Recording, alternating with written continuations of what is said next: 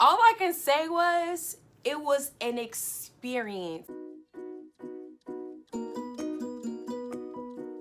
Hey, hey, hey, hey, hey, hey. What's up, guys? Welcome back to the Lighter Life channel, baby.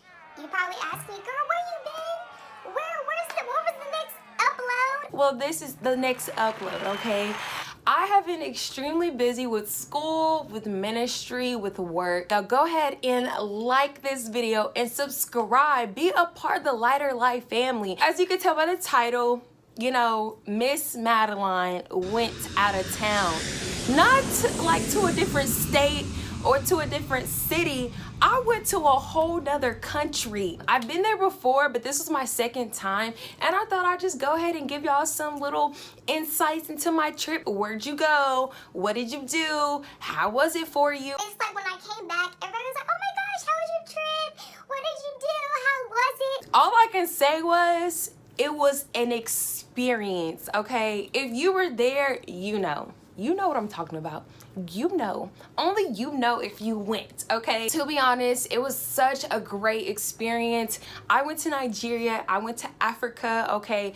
I spent hours on a plane. It took me like 2 days to get there. So that was even an experience in itself. Pretty sure you're asking like, why did you go? What was the point? You don't just take a trip to Africa just out of nowhere. So I went because for the ministry that I'm in, which is Love World, I went to go to Nigeria for a conference, and it's called IPPC. IPPC stands for International Pastors and Partners Conference. So every single year we have an IPPC. A lot of people from around the world go to Nigeria, and we have this huge, amazing, fire-packed conference. And so I went for that specifically for a week long. So, you know, I'm excited. I'm ready to receive what God has for me. Like, I'm like, shoot, I'm emailing my professors. I'm letting them know, like, hey, I'm going to be gone for a week. I'm going to have to come back and make up all my work and all this stuff. Like, I'm not going to be in class. So just let you know right now, if you don't see me, I'm going to get down to the nitty gritty. Like, what was Nigeria like? This was my second time, but the first time, I mean, I really wasn't thinking about like, oh, the cars that they drive or all this stuff. But when I went this time, it was more of an experience for me. It was more of a, I'm paying attention to every little detail. Let's just hop into it. So, guys, y'all thought Texas was hot? Y'all thought maybe wherever y'all live was hot, whatever. Nigeria is on a whole nother level, okay? It's hot, but it's like dry hot. Like your skin is like sinking into the sun. Like, I'm not even exaggerating at this point. So of course, I'm not going out there with a turtleneck. I'm not bringing some coats and boots and stuff, but of course it's a conference, so you have to look nice. Like, you have to look presentable. Like, I can't just walk in there with like a t-shirt and some basketball shorts and let's get this conference going. Like, no, I was dressing up, and I knew it was gonna be hot, but like the first time I went, I wasn't thinking about it as much. So I'm going, and I'm not a sweater at all. Like, I don't sweat. But this time I was sweating. Like, when you can feel the sweat dripping down your skin, you know it's real. Like, you know it's real. The weather, it was hot, steamy hot. Like, I was like, Nigeria, y'all trying to cook me out here? Like, am I about to be a dinner? But seriously, it was so hot. It was so hot. I was sweating. So the conference, basically, it had like, it was a building, but the AC was not like here in America. Like, the AC is not ventilated inside the walls and you can just feel the air and all that good stuff. No, it was not like that. So I'm sitting there, I'm trying to listen to Pastor, I'm trying to listen to all the super sessions, like all these different things, and I'm sitting here like, and keep in mind, before I went, everyone was like, get a fan, buy a fan off of Amazon, get a fan. And I'm like, you know what, I'm not gonna get a fan. Like, you know, I'm good, I'm Gucci. I see everybody, my brother and my friends, they have neck fans. I'm like, oh my gosh. I'm like, whew. I'm like fanning myself with a piece of paper. I'm really just trying my hardest to get some cool air into my system. And so my body's feeling it. I wasn't drinking water. So let's keep that in mind. I wasn't even drinking water, guys. And I'm like, oh my gosh, like my mind is just thinking about, okay, water, cool air, AC. The first day I wore a dress and it was like just short sleeve. What happens is you're so hot, your clothes are sticking to you. So in my suitcase, I had some outfits that were silk. So that means that the silk would stick to my body. I'm like, I get to the hotel, I'm telling my mom, like, Mom, I'm not wearing this. Like, I can't wear this the second day, the third day, the fourth day. Like, I can't wear this. Like, I'm finding different outfits in my suitcase that I wasn't even planning on wearing, but I ended up wearing because it was so hot. I literally texted my friend and I told him, I was like, bruh, like, I feel like my skin is melting. Like, he was like, bro, what does that even mean? Like, what are you even saying? I'm just like, this is just how I feel. Like, if you could think about my skin melting, that's how I felt. The food, I ate probably jollof rice and beef every single day. Like, that's what I ate every single day. And sometimes it was like really, really good, but then the next times it was so spicy. Like, you know, when you eat something so spicy to where the around your lips is burning, you're sitting in the heat all day, you're hot, and you're sweaty, and then you eat something at the end of your day and your mouth is burning. Like, what? So when I got there, I went to this really, really nice hotel and I had breakfast there. I'm gonna show y'all a video right now so y'all can see what I'm talking about. So the fruits there, magnificent. The fruits in America, them things is processed, okay? I don't know what they do to our fruits, but they're not real. Like, they're just not. You know the pineapples or strawberries that you eat in America and it's like sour and like you're just like, bruh, like, I'm not trying to eat a sour pineapple. I want something sweet and juicy. This pineapple I ate was sweet and juicy. Like, it was so good. So let me play a record. So I'm like vlogging or whatever. Yeah, so I had finished my food and all that good stuff, and then don't mind my camera work because I was, yeah, so I was like, I'm trying.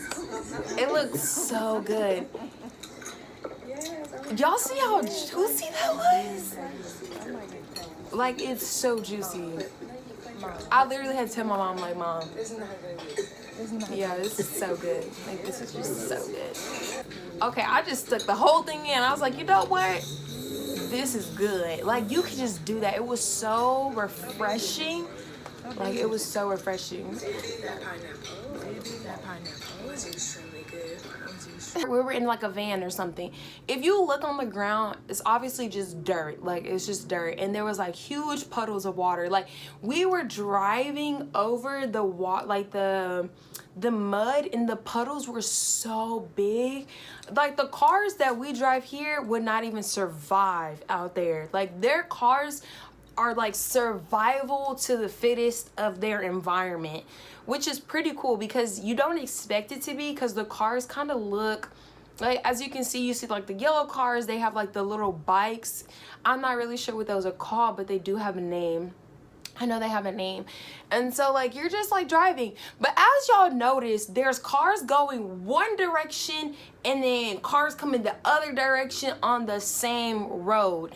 So let me tell y'all, when we were driving on one side of the road and then other cars are coming this way, I was like,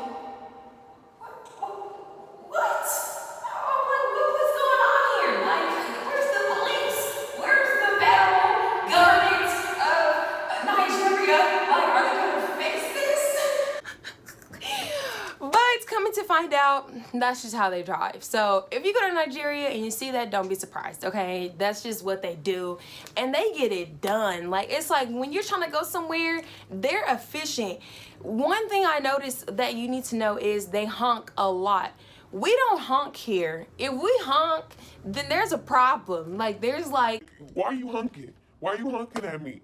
So you're trying to see like what's going on. But when they honk there, they're talking through their honking.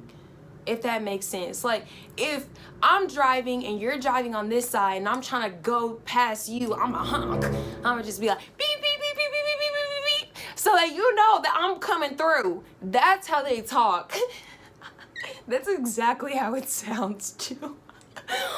But that's how it is. So I have some good things that it taught me, because the heat was hot.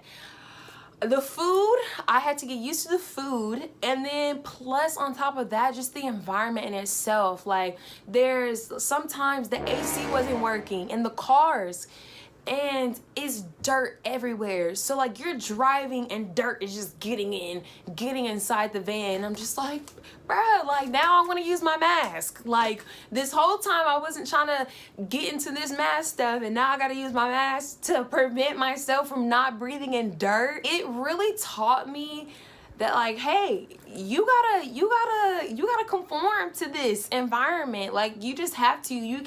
I can't be out there Like, oh my gosh, it's so freaking hot. I can't do this anymore. I'm booking my flight and I'm leaving. Really?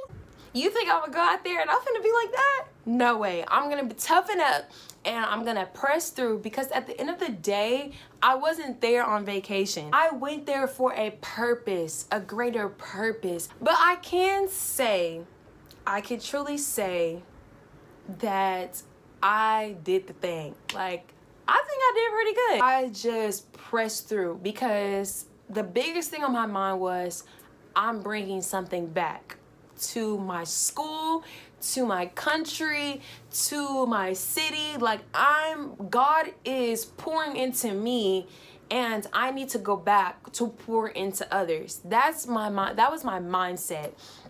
And so that was just pretty much an overall gist of everything. When you go there, everyone's working. They're working. Like, if you're driving down the street, you see so many marketplaces. Imagine you driving on the highway and you see people just selling stuff.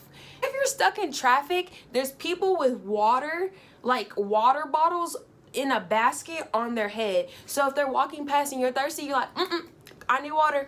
And they're like, okay. And you ask them how much, and they're like $500 an hour or $200 an hour or whatever. And you give them the money and they give you the water. They have a hard-working mentality, and I like that. There's no excuse for you to say that you're tired.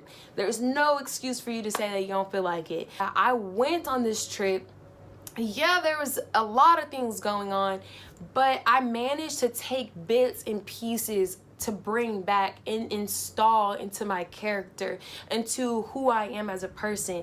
And so it made me tough. I thought I was tough, strong tower, lighter life, baby. Going to Nigeria, I came back and I was like, yo, like, I don't even think, do I live here in America? Like, my whole everything started to change. Like, my way of life was already changing out there. So my body, my mind, everything about me was conforming to that environment. So when being able to leave and come back to America, I was like, man, I really still feel like I'm in Nigeria. Like, I really feel like I'm still there, you know? Going to this conference, going to Nigeria changed my life.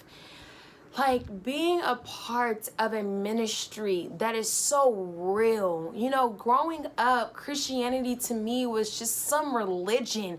Just go to church and come home and pray, barely pray, fall asleep while praying. You know, that type of mindset. But once I came into the Love World ministry, Love World Nation, it changed my life. I was like, what? I can hear God's voice right off the bat. I don't have to go and pray for 4 hours and then hear his voice. No, he talks to me every single day, and he's called me. He chose me. It's another, you know, in this world, we want to be recognized. We want to be important to something. We want to do something in this life, create purpose in this life.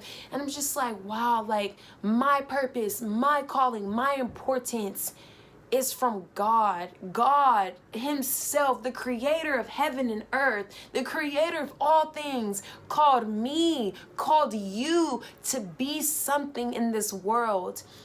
And I'm just so grateful. Like, I just thank Pastor Chris, which is the president of Love World. It changed my life. It changed my life for my mental, for my emotional, for my spiritual. Everything was changed and transformed to make me a better woman in Christ. Alrighty guys, that is enough of me venting and telling you about my story time, going on my trip. Make sure you like, you comment, and you subscribe to the Lighter Life family. We love you guys. We, as in me and the Holy Spirit, we love you guys, and thank you guys so much for watching. Y'all have a great rest of your day.